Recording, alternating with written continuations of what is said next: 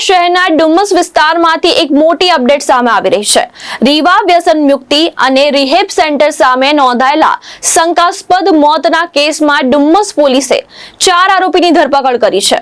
સુરત શહેરના ડુમસ રોડ પર સુલતાનાબાદ ખાતે આવેલા રીવા વ્યસન મુક્તિ અને રિહેબ સેન્ટરમાં માનવતાને શર્મસાર કરતી અને કાયદો વ્યવસ્થાને પડકારતી એક હૃદયદ્રાવક ઘટના સામે આવી છે। મળતી માહિતી પ્રમાણે વ્યસન મુક્તિની સારવાર માટે આવેલા 32 વર્ષીય યુવક ધવલ જયંતિભાઈ રાઠોડની સંસ્થાના કાઉન્સિલરો અને ડ્રાઈવરે ભેગા મળીને કરણપીન હત્યા કરી નાખી છે।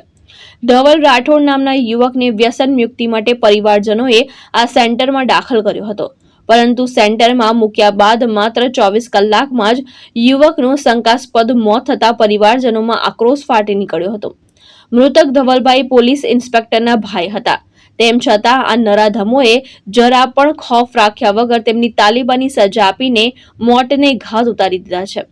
આ મામલે ડુમસ પોલીસ સ્ટેશનમાં ફરિયાદ નોંધાતા પોલીસે તપાસ હાથ ધરી હતી।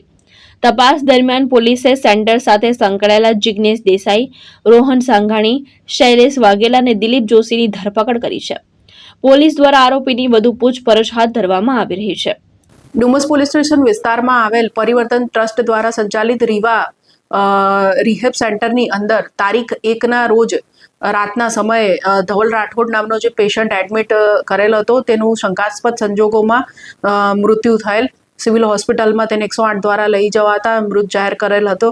તે સંબંધે ગત રોજ મરણ જનાર પેશન્ટના જે ફેમિલી છે તેમના દ્વારા ફરિયાદ આપવામાં આવેલ છે અને પોલીસ દ્વારા જે પણ તપાસ આ મુદ્દે કરવામાં આવેલ હતી તેના આધારે ગતરોજ જે ફરિયાદ દાખલ કરવામાં આવેલ છે તેમાં વિગત એવી છે કે સદર પેશન્ટને જે છે એને રિહેબ સેન્ટરમાં તેના પરિવાર દ્વારા ભરતી કરવામાં આવેલ હતો તારીખ 28ના રોજ।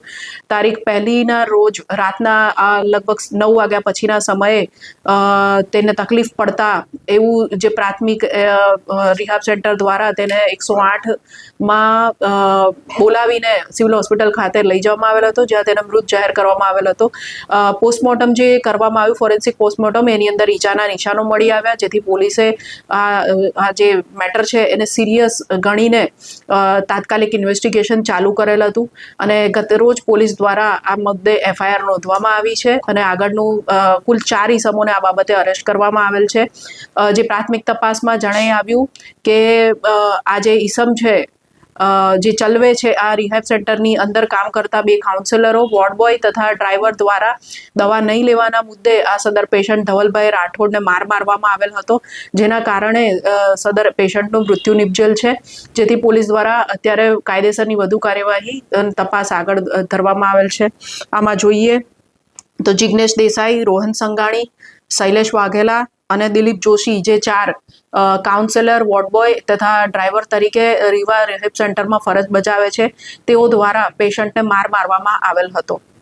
હજુ પોલીસ દ્વારા આરોપીઓને કોર્ટમાં રજૂ કરીને રિમાન્ડ મેળવવાની કાર્યવાહી કરવામાં આવી રહી છે। મેડમ, જે મરનાર છે ધવલ રાઠોડ, એ ક્યાંનો છે અને કેટલા વખતે આ સેન્ટરમાં? મરણ જનાર ધવલ રાઠોડ છે એ મૂળ બનાસકાંઠાનો થરાદનો વતની છે અને તે માત્ર એક જ દિવસ માટે અહીં ભરતી હતો। તારીખ 28ના રોજ સાંજના 6 વાગે તેના પરિવારજનો જે તેનો ભાઈ છે જે નજીકમાં અહીંયા સુરત જિલ્લામાં રહે છે તેમના દ્વારા એમને અહીંયા ભરતી કરવામાં આવેલ હતા અને 1લી તારીખે તેનું મૃત્યુ નિપજેલ છે।